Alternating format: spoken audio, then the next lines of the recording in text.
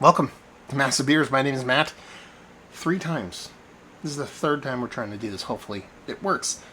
The beer's open. You know something happened. First time was my fault. I didn't hit record. Second time, hit record. My memory card freaked out. Now we're going to do it for the 3rd time. If it doesn't get recorded this time, we're not recording it. Anyway, Sierra Nevada Hoptimum Triple IPA, 11% alcohol by volume, the 2023 appearance of this beer. Triple IPA from Sierra Nevada. Infinitely intrigued. Heard about this beer, but didn't really try to track it down at all because I'm not in the business of buying triple IPAs. It's just not what I do, because if I want to drink a beer, it's not really my shtick. But I went to a beer shop that had singles at really good prices. I saw this, had to pick it up. 2 months old at the time of recording. It's a triple IPA that honestly, on the nose, really came off as like West Coast Pale or even like a regular IPA for me. It didn't really give anything big kind of aromatically for me. You could tell it was a West Coast influence beer, and you could tell it was sweet, but it didn't come off anything special. But on a taste, it's a much different proposition. Super, very, very sweet and very aggressive hops. Not even coming close to cloying. That's the cool trick it pulls off. That combination of what I assume is a hefty 2-row crystal malt combo just works really nice and gives you this big sweetness without ever getting to the point where it's overly sweet. Helped out quite a bit by the hopping here. Resinous, bittering, fruity. On the nose, it came off very much like a stone fruit, tropical fruit combination. On the actual taste, it's very much a melon, peach, stone fruitiness, and a very much like a hard candied kind of way, again, without getting overly sweet. And then it's just backed by this nice resinous, icky, sticky, dank, resinous pininess. That since it is so sweet and since it is so fruity, it doesn't get...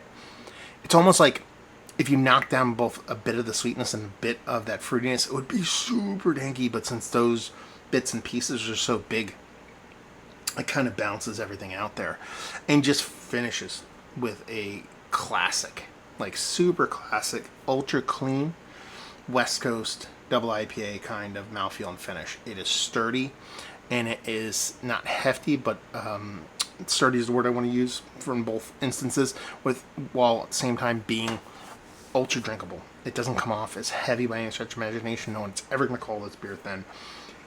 This is a really good beer. It kind of changes my perception a little bit, because this is something I would absolutely 100% buy,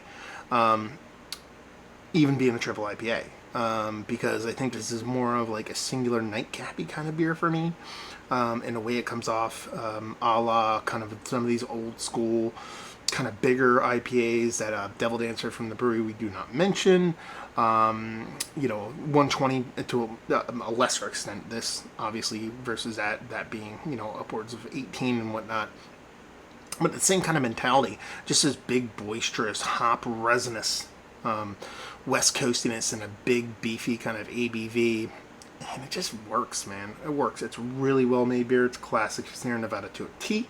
And just comes off as a super chugger at 11%, which is the craziest portion of the show. And the best part about this beer is that it's a drinkable 11% beer, which is insane. So there you go. We're doing a massive quickie here since I already opened it. I mean, like I said, there's not much to it other than what it does, and what it does fantastically. It was a big hop resinous, that sweet maltiness, and that really nice classic West Coast kind of sturdy mouthfeel, while at the same time being drinkable, full and drinkable at the same time. I think this is fantastic. I absolutely do. It's one of the best West Coast IPAs I've had at some time. Not Rushmore status.